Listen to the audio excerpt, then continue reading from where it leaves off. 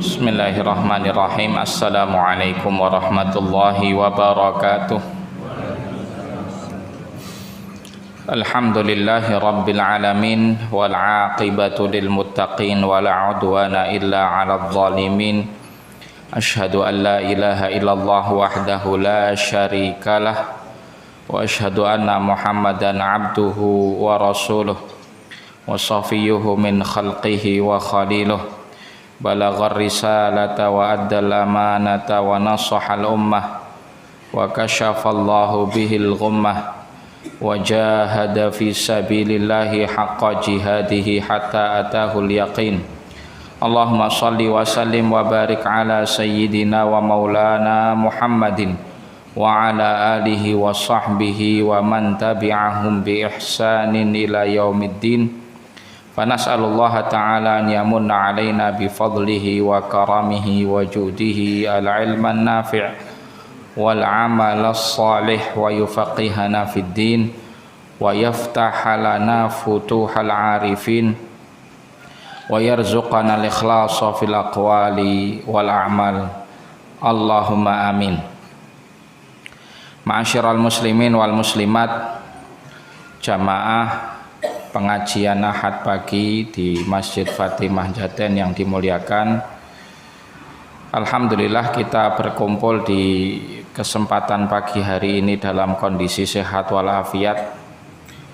Kemudian sholawat dan salam kita curahkan kepada junjungan kita Nabi Agung Muhammad sallallahu alaihi wasallam, berikut kepada keluarganya, dan kemudian juga kita berikan kepada sahabatnya, para tabi'in, tabi'ut tabi'in, dan seluruh umatnya yang senantiasa berpegang teguh kepada sunnah Rasulullah SAW hingga akhir hayat. Dan semoga kita semua berhak mendapatkan syafaat beliau di akhirat kelak. Jamaah rahimakumullah, kita awali pagi hari ini sebelum nanti diskusi dan tanya jawab dengan mentadaburi beberapa ayat dari surat Az-Zumar, yaitu tepatnya ayat yang ke-53, kemudian ayat yang ke-54. Dua ayat yang terdapat di surat Az-Zumar. Bagi jamaah yang membawa mushaf atau membawa HP yang ada mushafnya, tentu monggo bisa dibuka di surat Az-Zumar. Surat Az-Zumar ini adalah surat yang ke-39, juz 23. Suratnya surat ke-39, juznya juz 23, sedangkan ayatnya adalah ayat yang ke-53 dan juga ayat yang ke-54. Sekali lagi surat Az-Zumar, suratnya yang ke-39, juznya juz 23, ayatnya 53 dan 54. Kami bacakan terlebih dahulu. A'udzu billahi minasy syaithanir rajim. Qul ya ibadiyalladzina asrafu ala anfusihim. Qul ya ibadiyalladzina asrafu ala anfusihim la taqnatu mir rahmatillah. Innallaha yaghfirudz dzunuba jami'a.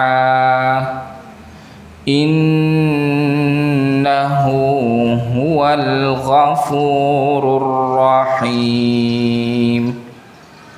Wa anibu ila rabbikum wa aslimu lahu min qabli an ya'tiyakum min قبل أن يأتيكم العذاب ثم لا تنصرون.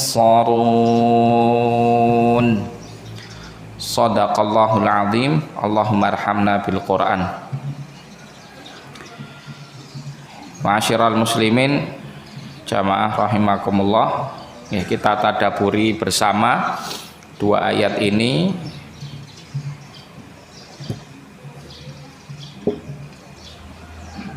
Jazakumullah khairan.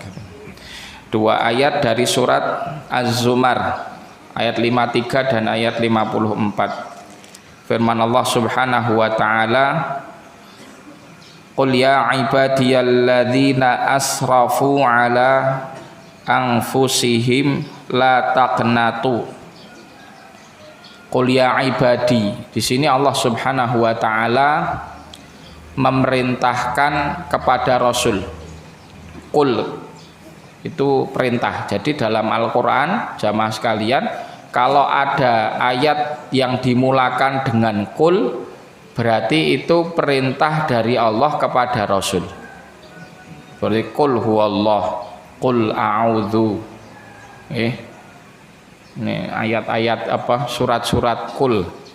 Nah, maka disebut, ada yang menyebutnya trikul, tiga qul. Qul huwallah, qul a'udzu birabbil falaq, qul a'udzu birabbin nas. Permulaan qul ini adalah perintah dari Allah Subhanahu wa taala kepada siapa? Kepada nabinya. Nah, karena kemudian sekarang yang baca ini kita, berarti kita harus ngibaratkan bahwa ini perintah dari Allah kepada kita. Dulu ketika ayat ini turun, yang nerima Rasulullah Shallallahu Alaihi Wasallam, maka yang mendapat perintah secara langsung adalah Rasul. Tapi sekarang ini kita baca Quran, baca firman Allah, itu seakan-akan kan langsung Allah berbicara kepada kita. Jadi kita mengibaratkan ini perintah langsung kepada kita. Qul artinya katakanlah. Qul artinya katakanlah. Qul ya ibadi, katakanlah dulu wahai Muhammad. Katakanlah wahai Muhammad. Kalau sekarang kepada kita, qul wahai kamu fulan. Katakanlah wahai kamu fulan. Gitu maknanya. Ya ibadi, katakanlah wahai hamba-hambaku. Ya. Atau katakanlah kepada siapa? Hamba-hamba Allah Subhanahu wa ta'ala. Berarti kalau kita termasuk hamba Allah, perintah mengatakan itu kepada kita, kadang itu dimaksudkan katakanlah kepada hamba-hambaku, katakanlah kepada diri kita sendiri. Kadang kita mengatakan perintah Allah ini kepada diri kita karena kita juga hamba Allah. Seakan-akan Allah ingin menyampaikan, wahai kamu, sana bilang sama hamba-hambaku. Siapa hambanya Allah? Oh, kita ternyata hambanya Allah. Maka kita berbicara kepada diri kita, ya ibadiyalladzina asrafu ala anfusihim. Wahai hamba-hamba Allah Subhanahu wa ta'ala yang asrafu. Apa itu asrafu? Dari kata-kata sarafa, yasrifu, asrafa, ya, asrafa yusrifu. Jadi di sini asrafu maknanya adalah melebihi batas atau melampaui batas. Asrafu juga bisa diartikan berlebih-lebihan. Maka ada ayat lain dalam Al-Quran, wa kulu washrabu wala tusrifu. Dan makan, minumlah, makanlah, minumlah, tapi jangan berlebih-lebihan. Jadi setelah ada perintah, ada larangan. Makanlah, minumlah, tapi jangan berlebih-lebihan. Jadi orang itu boleh makan minum, tapi nggak boleh berlebih-lebihan. Berlebih-lebihan ini berlebih-lebihan dalam jumlah, makan terlalu banyak itu ya buruk, atau juga berlebih-lebihan dalam apa? Batasan hukum, yaitu memakan apapun itu juga nggak baik. Kalau segala sesuatu dimakan itu baik enggak? Enggak baik, meskipun itu mubah.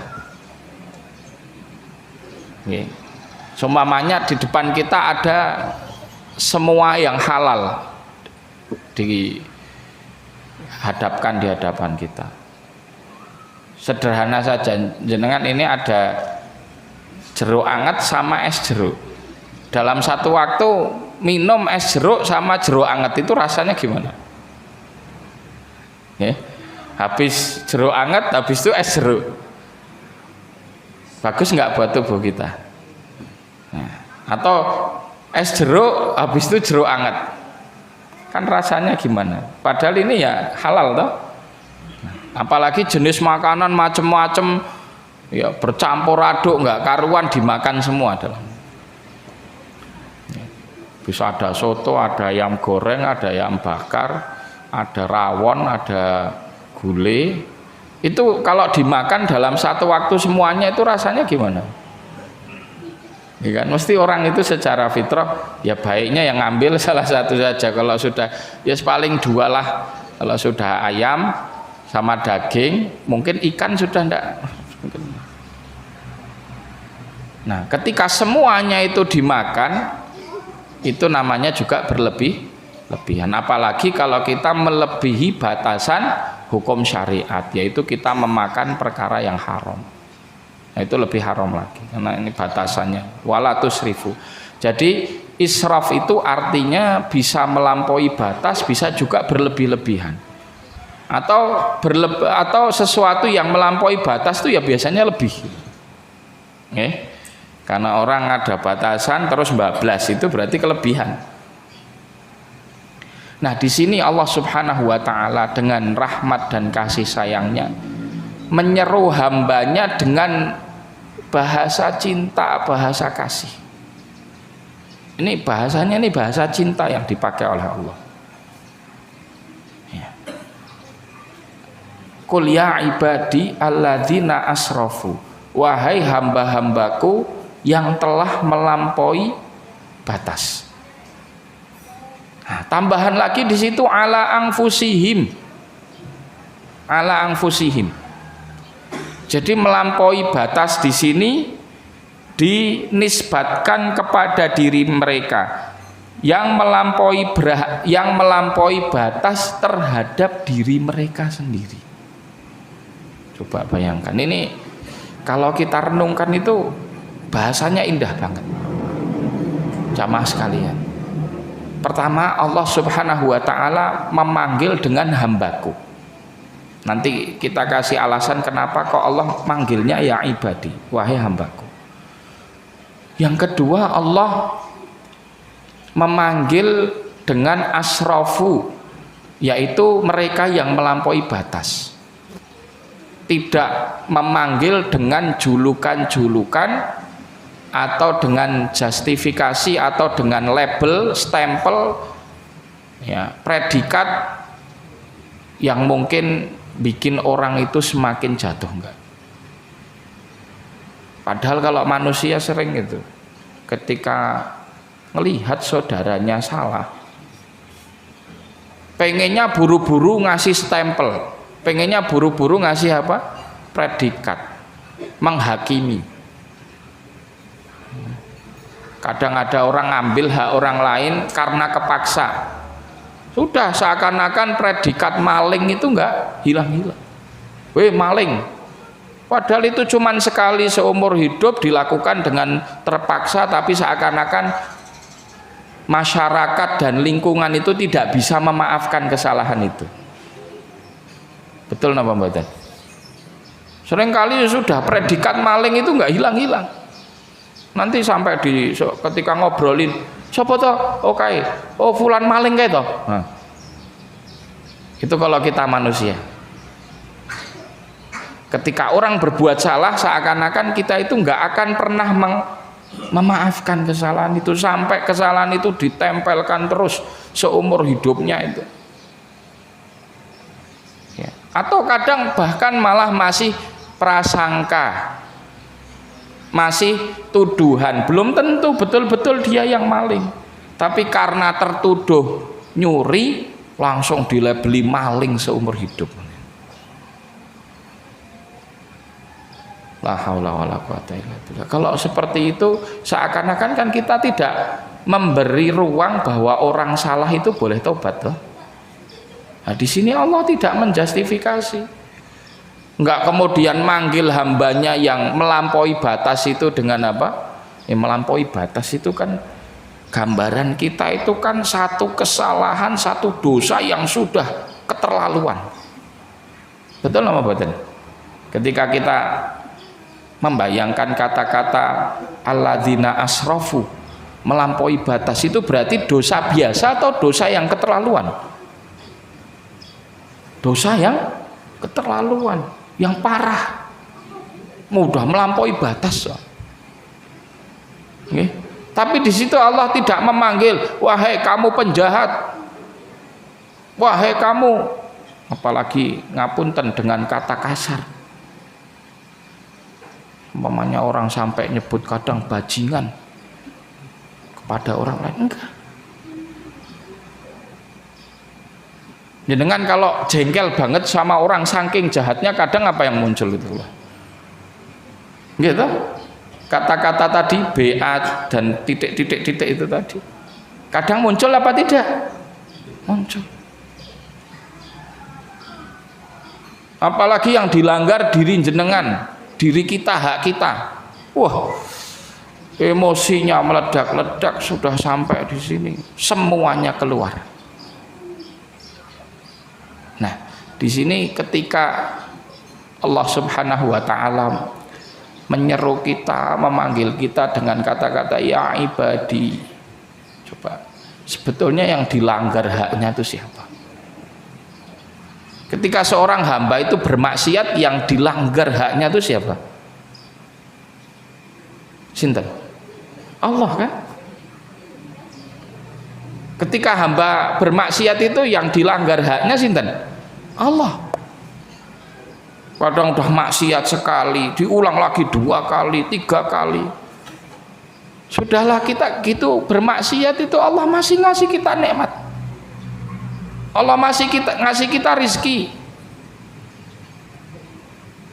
Coba bayangkan kalau Allah itu pendendam, memiliki sifat pendendam. La haula wala quwata illa billah. Kita ini apa masih hidup? Kita maksiat sama Allah siang malam, perintahnya kita lalaikan. Batasan-batasan yang Allah haramkan kita langgar. Coba kalau Allah Subhanahu wa taala sifatnya seperti manusia, wal iyadu billah, dan memang bukan manusia, karena memang Allah itu Rabb.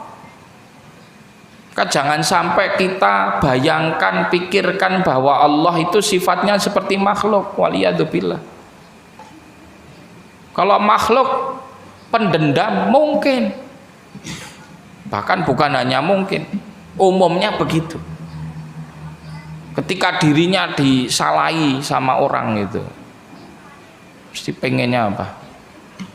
Emosi, marah, pengennya menghakimi orang yang berbuat salah ini. Nggih. Sampai muncul umpatan, makian, pengen langsung menghukum. Kita bermaksiat siang malam, melalaikan perintah Allah, melanggar batasan-batasannya, hukum syariatnya tidak kita tegakkan, kita sepelekan.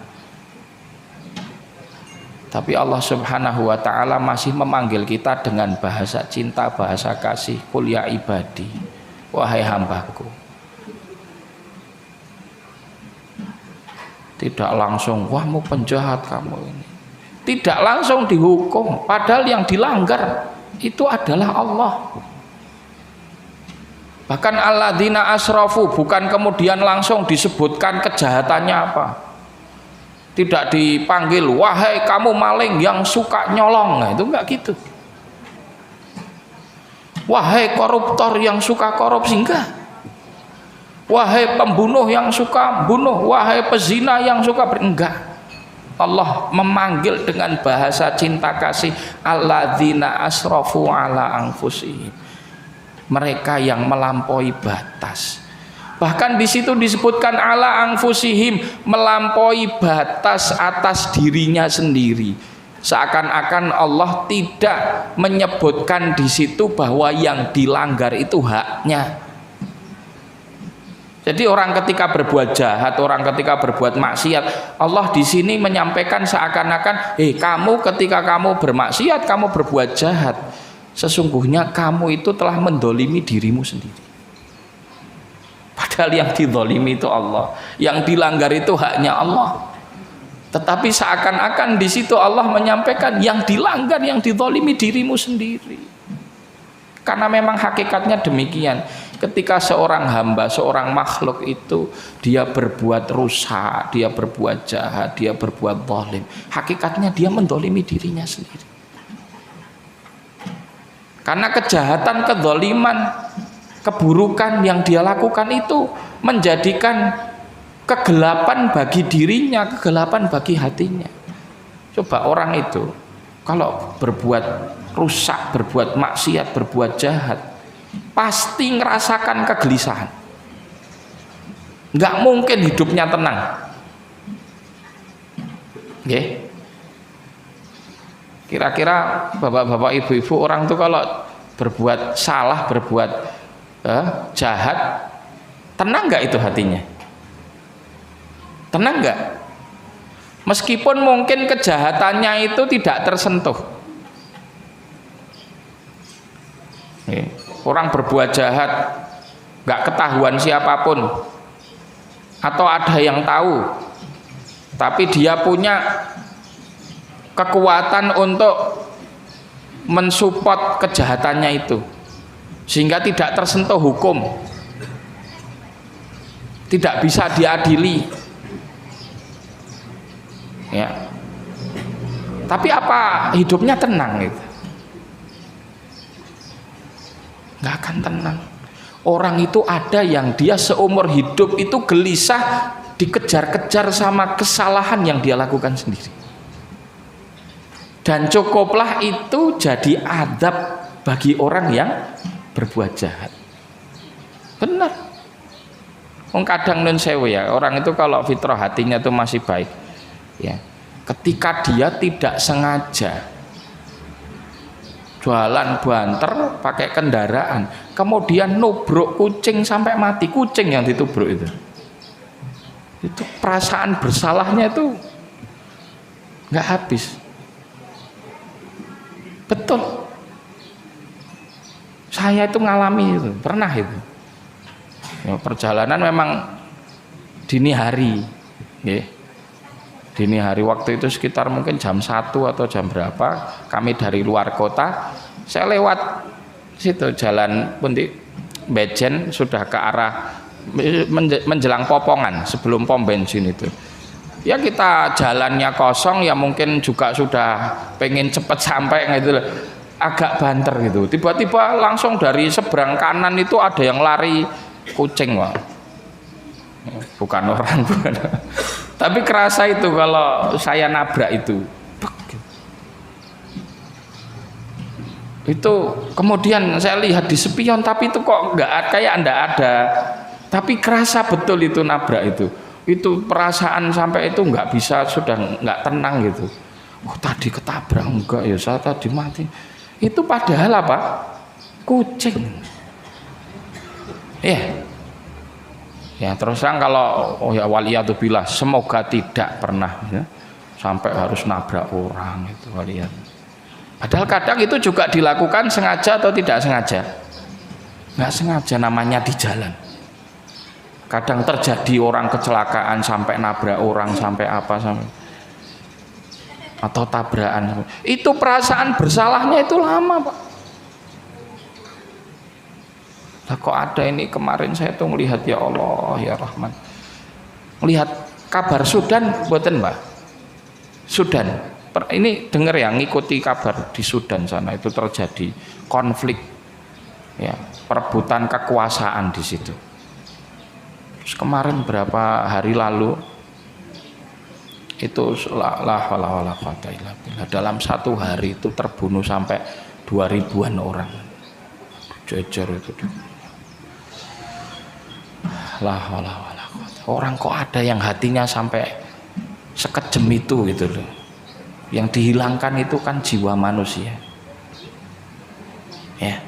Jadi kadang orang itu kalau hatinya masih fitrah, ya, dia melakukan satu kesalahan saja itu kadang terhantui sama kesalahan itu sepanjang hidupnya. Maka di sini Allah Subhanahu wa taala menyeru hamba-hambanya yang melampaui batas tadi, yang hakikatnya meskipun ketika dia berdosa itu yang dizalimi Allah, yang dilanggar haknya Allah, tapi Allah menisbatkan, kamu dosa itu zalimi dirimu sendiri. Kamu berbuat buruk kepada dirimu sendiri. Maka Allah menyeru, la taqnatu mir rahmatillah. Jangan kamu putus asa dari rahmatnya Allah. Jangan kamu putus asa dari rahmatnya Allah. Masya Allah.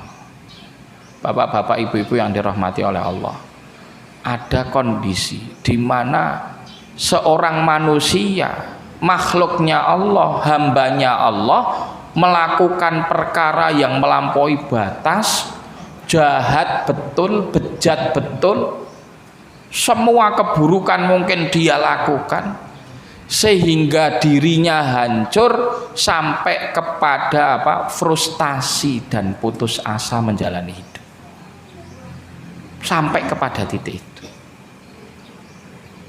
ya.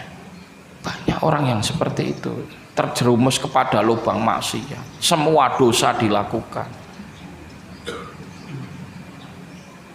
Orang tuh ada yang sampai membuat pengakuan, saya udah melakukan semuanya, semua maksiat yang Allah larang itu sudah saya langgar semua.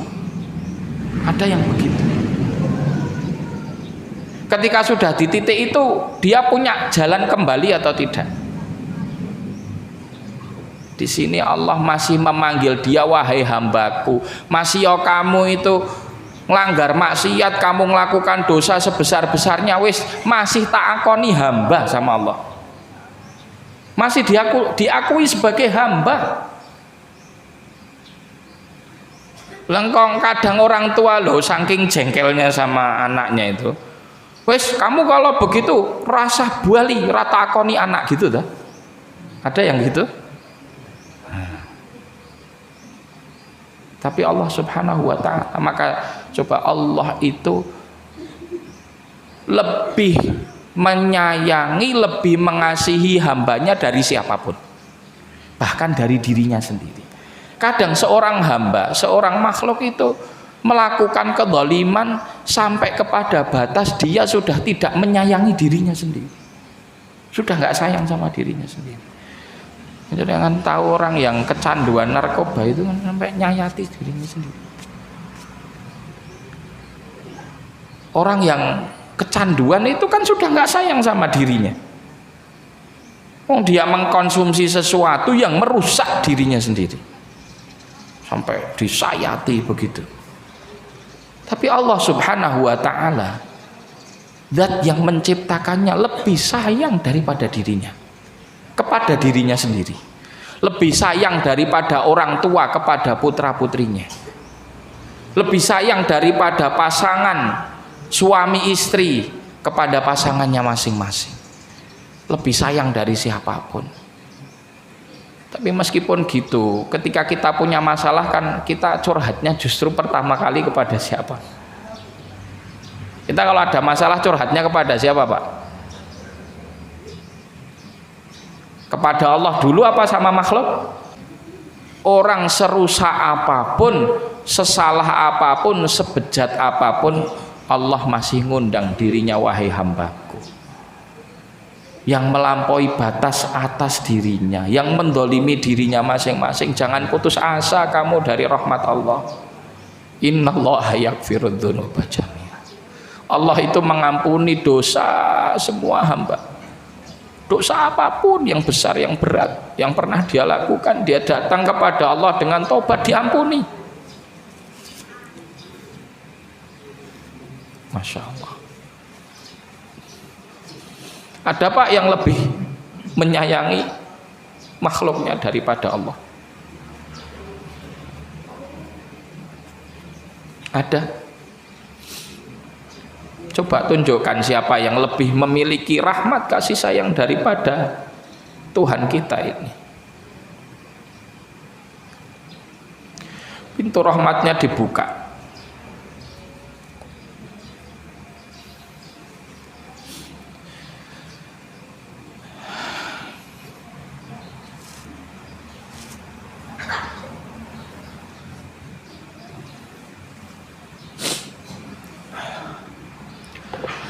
Maka bapak-bapak, ibu-ibu yang dirahmati oleh Allah, ayat ini harus jadi pengingat bagi kita. Ketika kita berdosa, melakukan kesalahan, terus kita ngerasa hidup kita itu dipenuhi dengan kegelisahan karena dosa kita, karena kesalahan kita, karena kejahatan kita. Ingat-ingat ayat ini, Pak. Surat Az-Zumar ayat 53. Allah Subhanahu wa taala bahkan memastikan innallaha yaghfirudz dzunuba jami'a. Sesungguhnya Allah mengampuni semua dosa, apapun kejahatan, dosa, kesalahan yang dilakukan, jami'a, semua. Termasuk syirik, termasuk syirik. Kalau kita masih punya kesempatan taubat, orang berbuat kesalahan apapun itu, kita datang kepada Allah dengan taubat, Allah mengampuni taubat hambanya, menerima taubat hambanya, dan mengampuni dosa-dosa hambanya. Bukankah Allah kemudian nanti akan menyebutkan di sini, di akhir ayat ini, innahu huwal ghafurur rahim, sesungguhnya Allah, dia adalah zat yang maha ghafur, maha mengampuni, rahim, maha menyayangi, maha penyayang, maha pengasih. Meskipun seorang hambanya membawa dosa setinggi langit, sebesar gunung, seberat apapun yang ada di muka bumi ini, bawa dosa itu menghadap Allah, minta maaf, minta pengampunan, tobat, Allah terima tobat kita. Pintunya masih dibuka lebar-lebar. Ada yang lebih punya kasih sayang melebihi Allah? Nah, maka jamaah yang dirahmati oleh Allah, ini kita ambil satu ayat dulu nih, satu ayat. Nanti ayat yang ke-54 itu sebetulnya berkaitan dengan inabah.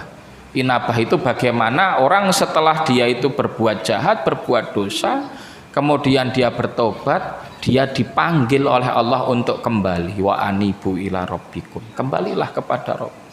Wong kita itu ya miliknya Allah, kita kembali kepada Allah. Sak sesat-sesatnya orang hidup di dunia itu, ujungnya juga kembali kepada Allah. Maka ketika dia bingung jalan hidup ini kemana, arahnya mana, kembalilah kepada Allah, menujulah Allah. Fafirru ilallah, larilah engkau menuju Allah Subhanahu wa ta'ala. Kita kadang bingung, ini kita ngapain toh hidup, ngurip pinggung apa toh, meh ngopo. Orang capek cari rezeki, ya ngejar semua motivasi dan cita-citanya di dunia. Kadang capek itu ngejar itu semua. Kalau kita bicara masalah ngejar harta duniawi, sampai kapan? Batasannya seberapa? Kalau kita ngejar karir kita itu ujungnya di mana? Bukankah orang ketika sudah mendapatkan satu posisi pasti pengen naik lagi, pengen naik lagi, nggak ada habisnya. Sampai kapan? Maka kembalilah kepada Allah Subhanahu wa Ta'ala. Ini jamaah yang dirahmati oleh Allah, tadabbur satu ayat ini semoga membuka pintu hati kita semua ya, untuk kita kembali kepada Allah. Bagi orang yang berbuat maksiat, melakukan kejahatan, satu hal yang harus dia pahami, bahwa dia membutuhkan pengharapan kepada Allah. Hadirkan rasa harap di dalam hatinya kepada Allah Subhanahu wa Ta'ala. Dan bagi kita yang belum melakukan satu kejahatan, maka kita butuh rasa takut kepada Allah agar tidak melakukan kejahatan. Pagar yang bisa membatasi kita dengan maksiat dan kejahatan itu apa? Rasa takut kepada Allah. Ya, rasa takut, termasuk rasa cinta kepada Allah, sehingga menjadikan kita malu kalau kita bermaksiat, malu kalau kita berbuat jahat. Ya, tapi kalau orang sudah kadung terjerumus kepada apa? Maksiat, maka yang dia butuhkan itu pengharapan. Yang dihadirkan bahwa Allah itu zat yang maha pengasih lagi maha penyayang. Allah itu zat yang maha menerima tobat, itu yang dihadirkan. Kalau nggak gitu takut dia nanti. Jangan orang itu ketika dia sudah bermaksiat malah tambah ditakut-takuti, wah neraka adab, semakin menjauh. Orang kalau sudah jatuh kepada maksiat, maka dihadirkan bahwa Allah itu Ghafurur Rahim. Allah itu menerima tobatmu. Ayo balik sama Allah. Sak bejat-bejatnya kamu masih diaku sama Allah. Kita sampaikan begitu. Begitu bapak-bapak, ibu-ibu, ya, bagi jenengan yang mungkin punya kenalan, punya teman, punya saudara ternyata sudah melampaui batas, jangan dijustifikasi, jangan distempel, jangan dilabeli. Apalagi melekat lakop fulan BA titik. Enggak habis itu fulan maling, fulan ini, jangan sampai ada lakop-lakop begitu, hilangkan. Ajak dia kembali kepada Allah Subhanahu wa Ta'ala, ajak menuju kasih sayang Allah. Barakallahu fikum. Demikian wasallallahu wasallim wa barik ala Muhammad sallallahu alaihi wasallam. Monggo kalau ada pertanyaan. Bapak Ibu yang mau bertanya bisa mempersiapkan tulisan atau langsung.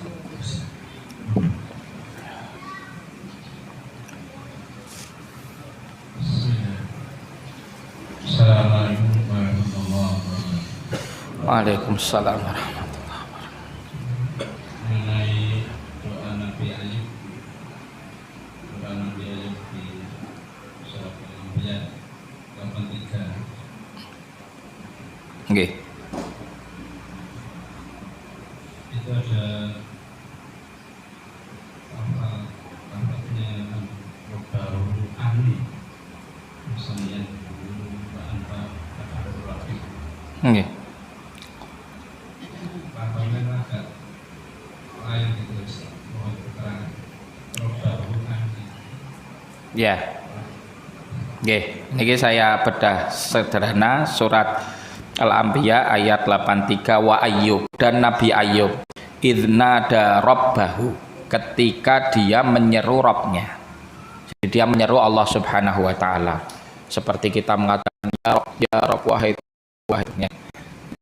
Itu arti nada rabbahu, menyeru atau memanggil Rabbnya. Anni itu siapa? Bahwasanya aku, wahai Rabbku, bahwasanya.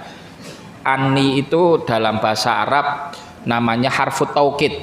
Anna, inna itu ya. Inna dan anna itu namanya harfu taukid. Taukid itu mentakkidkan, menguatkan bahwa sesungguhnya i di situ aku. Nah, kalau dia berada di awal maka inna. Kalau sebelumnya ada kalimat maka jadi anna. Nah, karena di sini idna darabbahu anna, kan gitu aslinya. Tapi karena dia menyebutkan sesungguhnya aku, jadinya anni. Kalau sesungguhnya aku di awal inni, gitu. Ini dzalamtu nafsi dzulman dan seterusnya itu ada nanti di sini anni. Karena dia di tengah-tengah kalimat. Sesungguhnya aku wahai Rabbku. Jadi Nabi Ayub ini menyeru kepada Allah, berdoa, memanggil Allah, wahai ya Rabb, wahai Allah ya Rabbku. Sesungguhnya aku massaniyad durru. Aku ini tertimpa keburukan. Ya, durru di sini maksudnya adalah penyakit yang diujikan, dicobakan kepada Nabi Ayub. Nggih, kisahnya Nabi Ayub jamaah paham nggih bahwa Nabi Ayub nabi yang diuji oleh Allah Subhanahu wa taala dengan penyakit seumur hidupnya itu. Ya. Jadi di sini anni massaniyad dzurru, sesungguhnya aku ini tertimpa atau terkena ad-dzur. Dzur itu kepada segala bentuk keburukan, bahaya, kejahatan, ya. Bukan jahat tapi kejahatan, kena kejahatan orang, kita jadi korban, itu juga massaniyad dzurru. Bisa diartikan musibah. Nggih. Di sini konteksnya Nabi Ayub apa? Penyakit yang menimpanya. Wa anta arhamur rahimin, sedangkan engkau wahai Allah adalah zat yang maha paling pengasih. Ya. Arhamur rahimin. Arham ini dalam bahasa Arab artinya isim tafdhil, itu menjadikan dia paling, ya. Rahimin, dari sekian banyak siapapun yang memiliki sifat kasih sayang, Allah lah zat yang paling maha pengasih lagi maha penyayang. Nah, maka di sini doa ini memiliki makna apa? Ketika seseorang itu dalam kondisi yang sangat terpuruk atau dalam kondisi yang memprihatinkan, bisa karena sakit, bisa karena ketimpa musibah, bisa dalam kondisi susah, boleh juga menggunakan wasilah nama Allah yang Rahman, yang Rahim untuk berdoa. Karena hakikatnya ketika kita meminta doa itu kan meminta belas kasihan dari Allah Subhanahu wa taala. Maka wasilah yang paling baik diantaranya untuk kita berdoa itu menggunakan nama ini, ya Rahman, ya Rahim, ya Arhamar Rahimin. Di sini pakai ya Arhamar Rahimin. Wa anta arhamur rahimin. Dan engkau wahai Allah adalah zat yang paling mengasihi. Jadi artinya ya Allah, saya ini tertimpa musibah seperti ini. Kami meminta belas kasihan-Mu ya Allah. Karena hakikatnya ujian dan musibah itu ya datangnya dari Allah Subhanahu wa taala. Ya, maka kemudian dengan doa itu langsung dijawab di ayat setelahnya 84, fastajabna lahu, maka kami kabulkan doanya. Wa kasyafna ma bihi min dzurrin, maka kemudian kami singkap, kami hilangkan penyakit yang menimpa dirinya. Ini juga bisa dipraktekkan bagi siapapun yang sedang diuji sakit. Kemudian berdoa, ya Arhamar Rahimin, ya Allah ya Arhamar Rahimin, anni massaniyad dzurru. Di situ bahkan Nabi Ayub itu tidak minta ya Allah sembuhkanlah, enggak, cuman minta ya Allah sesungguhnya aku ini ditimpa dengan satu musibah, sedangkan engkau adalah zat yang maha pengasih. Cuman begitu saja, enggak minta untuk disembuhkan saja, cuman begitu saja, kayak curhat itu loh. Tapi kemudian langsung sama Allah Subhanahu wa taala dia apa? Dikabulkan. Kita itu kadang sudahlah nggak pernah curhat sama Allah, nggak bangun hubungan sama Allah ya, nggak bangun hubungan sama Allah, jarang sholat, jarang zikir, jarang tilawatul Quran. Kemudian ketika kita ada masalah sudah muter-muter ke sana kemari, terakhir mentok mintanya sama Allah, ngintimidasi lagi. Habis itu doa, ya Allah, wah aku wis ndonga kok ora ndang-ndang dikabulke. Lah kowe selama ini kemana? Itu beradab atau tidak hamba yang seperti itu? Nah, maka memang kita ini ya butuh membangun hubungan sama Allah Subhanahu wa taala. Nabi Ayub hubungannya sama Allah baik, sehingga ketika lama itu beliau sabar itu bertahun-tahun itu. Kena musibah penyakit itu sabarnya lama sekali. Maka ketika ada kesempatan kemudian beliau curhatlah sama Allah Subhanahu wa taala, langsung dikabulkan. Barakallahu fikum. Begitu nggih?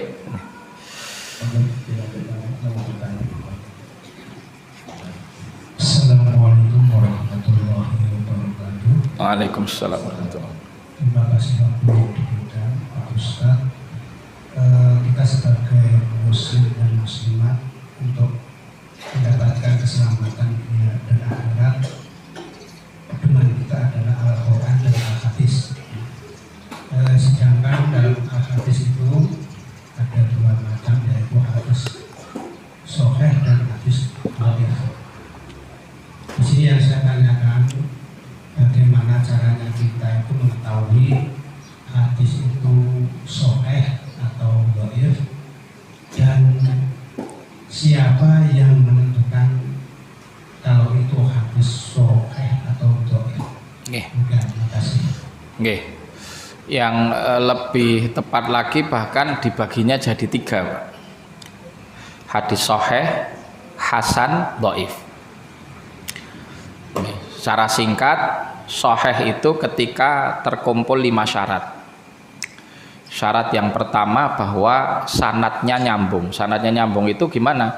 Bahwa hadis ini diriwayatkan ya lisan ke lisan ya dari orang ke orang, dan orang yang meriwayatkan betul-betul mendapatkan hadis ini atau mendengar hadis ini langsung dari sebelumnya.